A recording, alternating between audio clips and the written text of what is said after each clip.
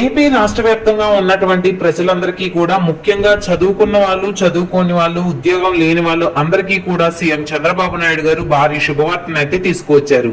ఇక ఆయన మంచి విజన్ తో ఆలోచించి రాష్ట్ర వ్యాప్తంగా మనకు చాలా మందికి వర్క్ ఫ్రం హోమ్ జాబ్స్ ఇవ్వాలని నిర్ణయం తీసుకున్నారు. ఎన్నికల మేనిఫెస్టోలో కూడా ఆయన ఇదే విషయాన్ని పలుసార్లు చెప్పడం జరిగింది.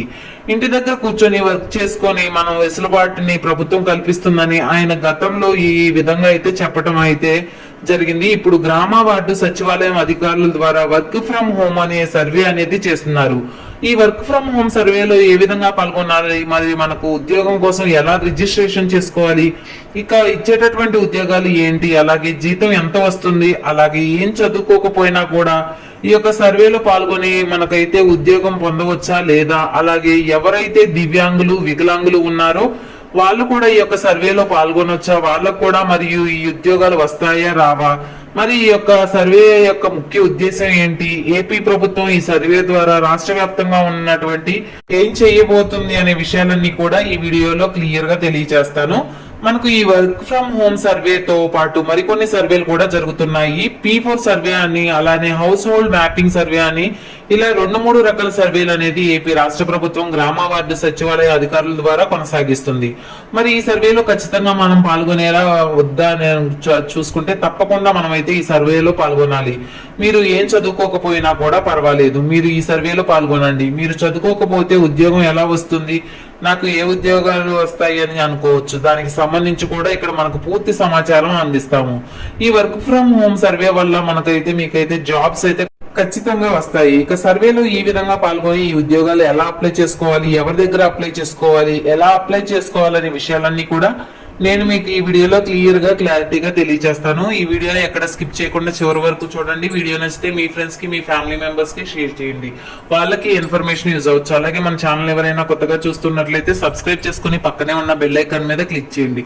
దీని వల్ల రాష్ట్ర ప్రభుత్వం నుంచి, కేంద్ర ప్రభుత్వం నుంచి వచ్చే కొత్త కొత్త పథకాల గురించి నోటిఫికేషన్ ద్వారా మీకు తెలుస్తుంది.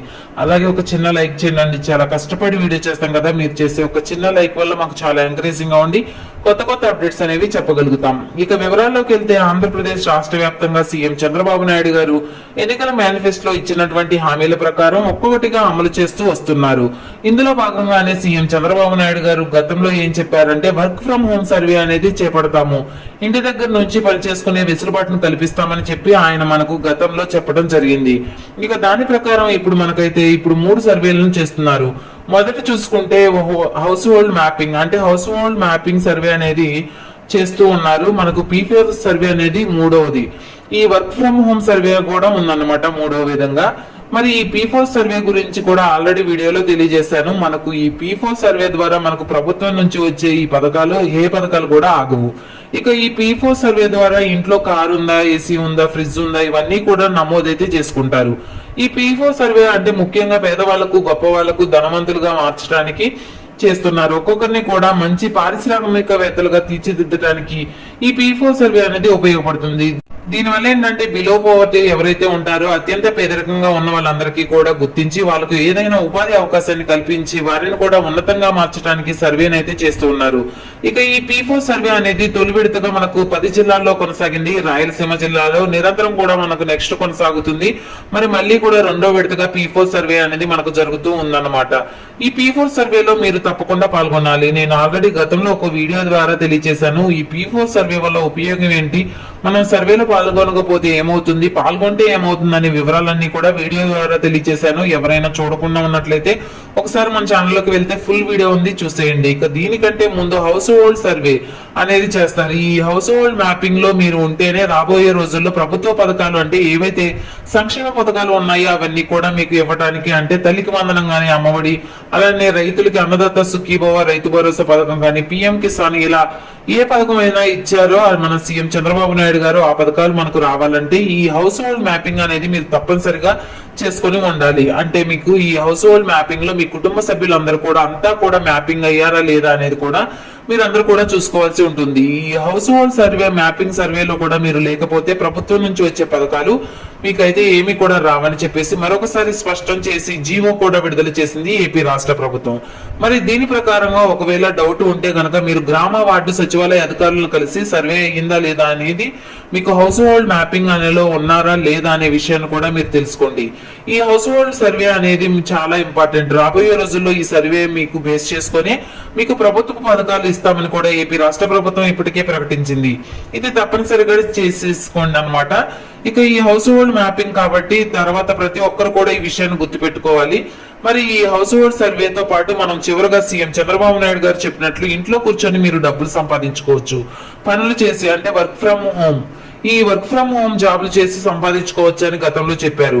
ఇక దీని ప్రకారంగానే వర్క్ ఫ్రమ్ హోమ్ సర్వే అనేది మొదలు పెట్టారు. ఈ వర్క్ ఫ్రమ్ హోమ్ సర్వే ముఖ్యంగా సచివాలయ అధికారులు అయితే చేస్తూ ఉన్నారు.